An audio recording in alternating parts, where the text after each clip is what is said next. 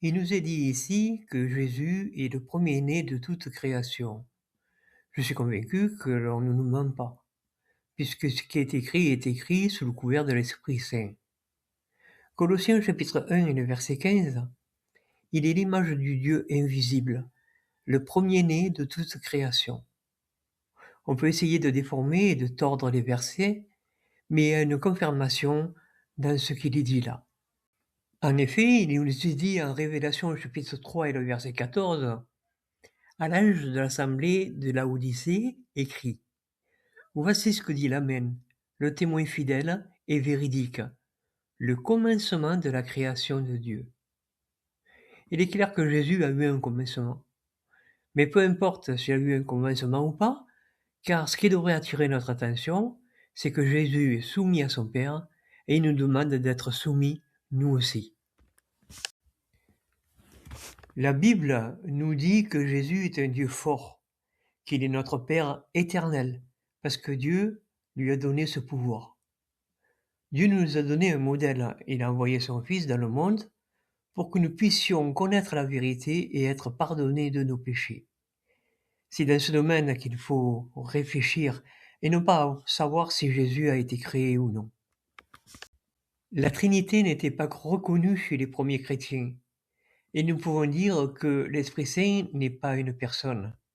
D'ailleurs, s'il y a des débats, c'est parce que les Écritures ne parlent pas de ça. Il en faut beaucoup à certains pour comprendre que l'on ne doit pas rajouter des choses à la Bible. Parce que de toute façon, dans ce cas présent, la Trinité a été ajoutée par l'homme. Jésus nous a dit qu'il était uni avec son Père. Et il souhaite que nous soyons unis aussi avec lui et son Père. C'est cette unité de pensée qui est importante. De plus, ce n'est pas une unité dans un culte, mais une personnalité nouvelle qui ressemble à celle de Jésus. Certains pensent, pour défendre leur doctrine, que si on ne croit pas à ce qu'ils pensent eux, on sera détruit. Mais il ne faut pas prêter attention à ce qui est dit. Jésus a donné 2 commandements. Dieu est amour et il fera tout pour que l'on soit sauvé si on est digne d'être sauvé. On peut chercher à faire tout ce que Dieu demande, mais c'est sa faveur imméritée qui prime. Paul dit qu'on n'a pas à se battre par des mots. Cela ne sert à rien sinon causer la division. Nous éviterons donc les sujets à polémique qui ne servent à rien. Nous devons plutôt rechercher la connaissance et la partager avec d'autres. C'est le rôle de l'esclave fidèle et avisé que Jésus a donné à chacun de nous.